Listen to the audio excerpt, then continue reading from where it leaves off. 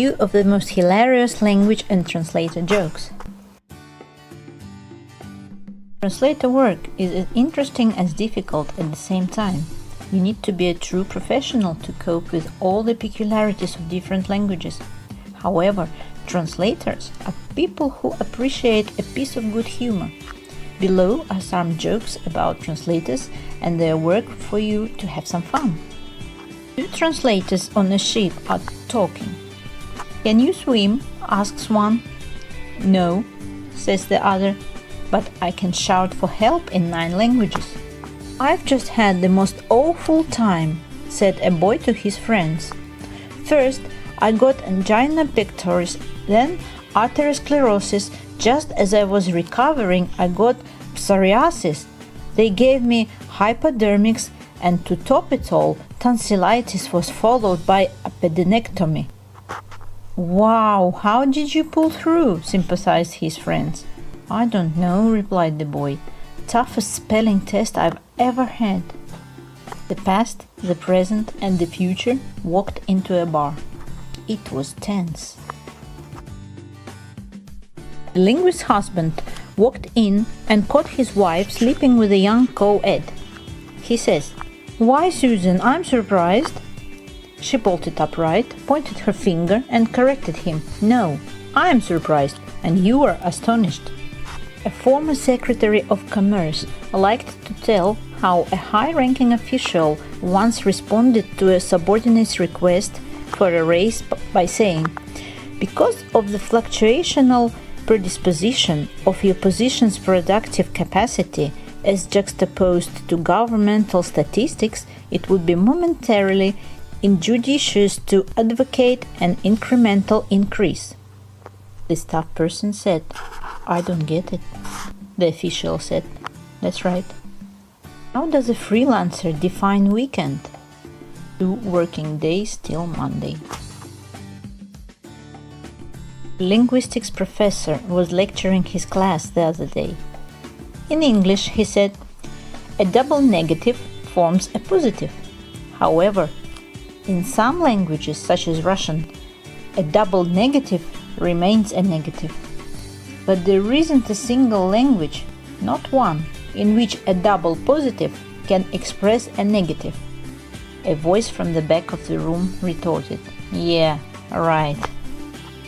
A linguist walks into a doctor's office and says, "Doctor, I have a rash around my mouth." After close inspection, the doctor says, "Looks to me like it's perioral dermatitis." To which the linguist replies, "Yeah, that's what I said." A teacher asked a particularly dull, lazy, and objectionable pupil if he was ignorant or apathetic. The pupil replied, "I don't know, and I don't care." Students in a college class were instructed to write a short story in as few words as possible. The short story had to contain the following 3 things. First, religion. Second, sexuality. Third, mystery. Below is the only A+ short story in the entire class. Good God, I'm pregnant. I wonder who did it. Translator gets 400 words to translate. Client: "How long will it take?" The translator: "About a week." The client: "A whole week for just 400 words? God created the world in 6 days."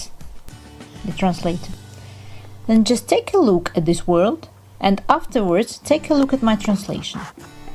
EuroEnglish.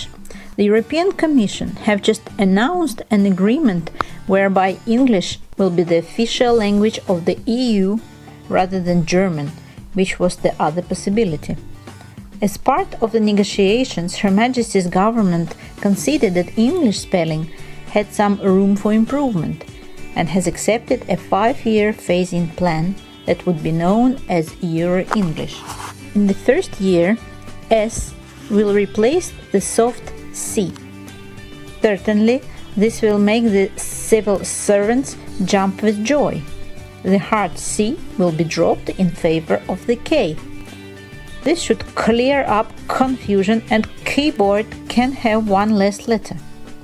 There will be growing public enthusiasm in the second year when the troublesome PH will be replaced with one letter F. This will make words like photograph 20% shorter. In the third year, public acceptance of the new spelling K and expected to reach the stage where more complicated changes are possible. Governments will encourage the removal of double letters, which have always been a deterrent to accurate spelling. Also, L will agree that the horrible mess of the silent E's in the language is disgraceful and they should go away. By the fourth year, people will be receptive to steps such as replacing the with z and w with v. During the fifth year, the unnecessary o can be dropped from words containing o, and similar changes would be course to be applied to other combinations of letters.